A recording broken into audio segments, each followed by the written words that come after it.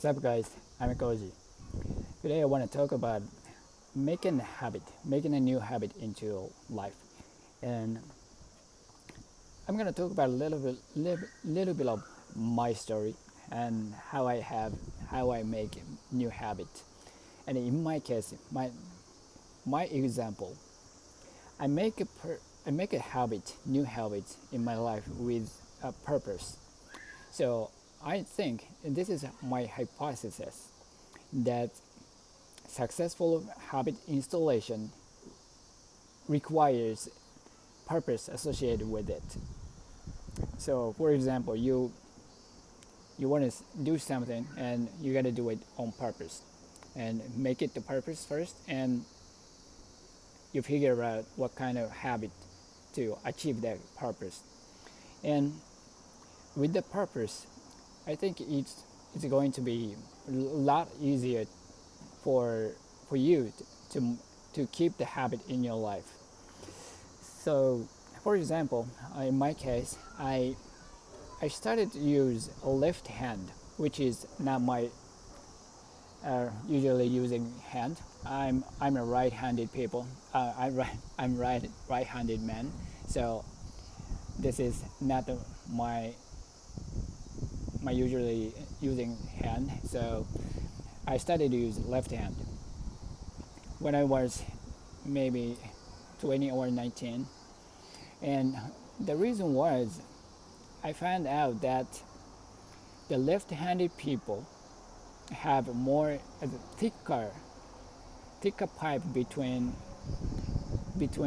right hemisphere and left hemisphere in the brain. And I'm talking about the brain parts, and it's called the callosum corpus, corpus callosum, aka CC, which is data transmission pipe between right right half and left half. And I thought it's it's kind of disadvantage for me to just to live on and make it this brain advantage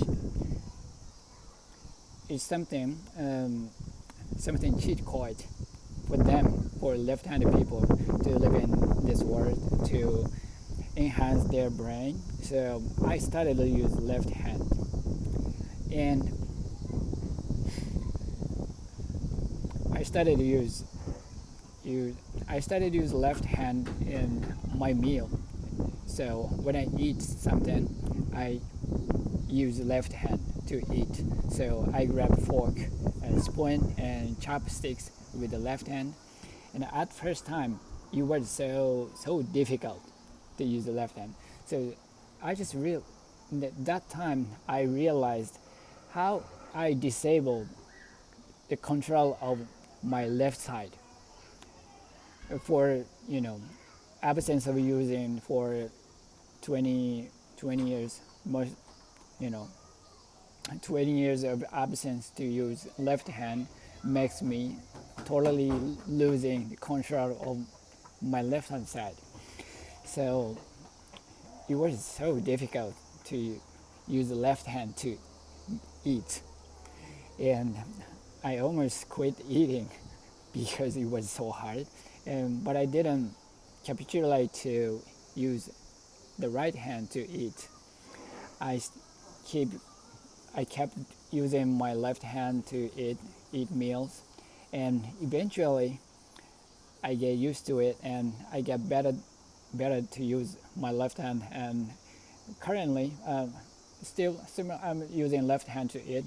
It's totally natural to me right now, but at the first stage, it was so painful and it was so difficult. But anyway, I started to use left hand with purpose to use to grow my CC in my brain, because why left-hand people can develop more thicker CC in their brain, because this world today, things are made typically for right-handed people.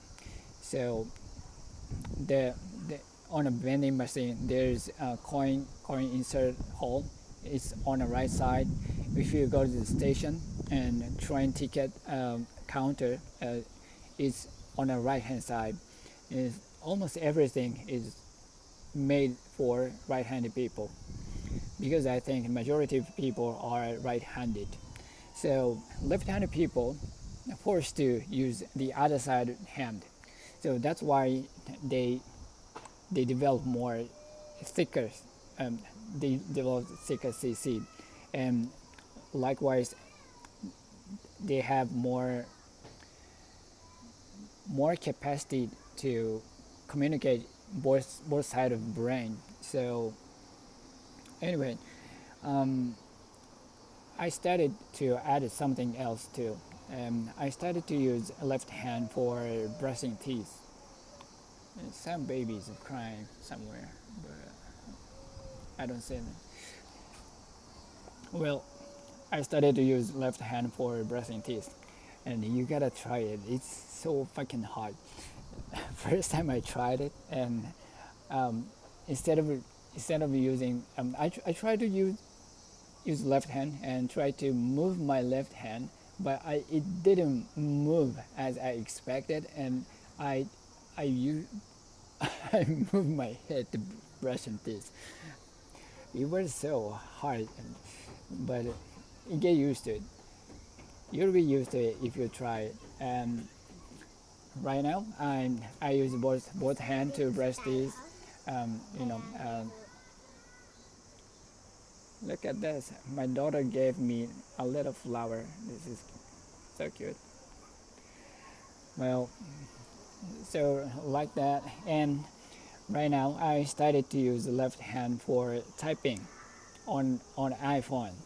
And for iPhone, um, it's really cool function in it. It you can slide a finger on a software keyboard and it will recognize the words by words. So it's really pretty handy, and I can use it for left hand. And right now it's pretty natural to me to use the left hand to type in with the iPhone. So like that, I use those kind of habit. So I use purpose-driven habit into my life, and other other habits are not really purpose-driven, but I have I have sets of habits that I do from childhood, which for just for example, um, I get a greeting. I must greet him. I must greet when I meet someone for the first time for that day. For example, in the morning, I see someone I know and I gotta greet, say good morning. This is a master rule for me. So greeting and line up shoes. This is my rule. And fold up clothes and making bed every morning and clean up and tidy up, tidy up room. And that's not for once in a while occasion. It's it's everyday rule and tidy up and also clean up. If you leave it for year about a year without a cleanup, and a hard cleanup, you will see a really heavy dirty on everywhere. But instead of doing that, I do it for everyday easy cleanup, not hard washing thing, cleaning. I just wiping out with the clothes, just a piece of clothes, and that's really enough to keep it clean. And with doing that, you don't have to use the cleansing liquid to wipe out the dirty spot. You don't have to do that. If you do it, if you wipe with a piece of cloth every day. That's really, really handy habit you can have. So just like that, or especially if you want to grow to the better person, or you want to build the person you want to be, to make a habit purpose driven, and try to start with something less influential for your life. For example, for my case, it was eating. If I couldn't eat it well, it doesn't affect my you know um, daily task or a job or study or anything. It doesn't affect it. So it was less influential to start with. So I hope it helps you, and better habits, better life. I love you guys. I see you in the next video. Peace.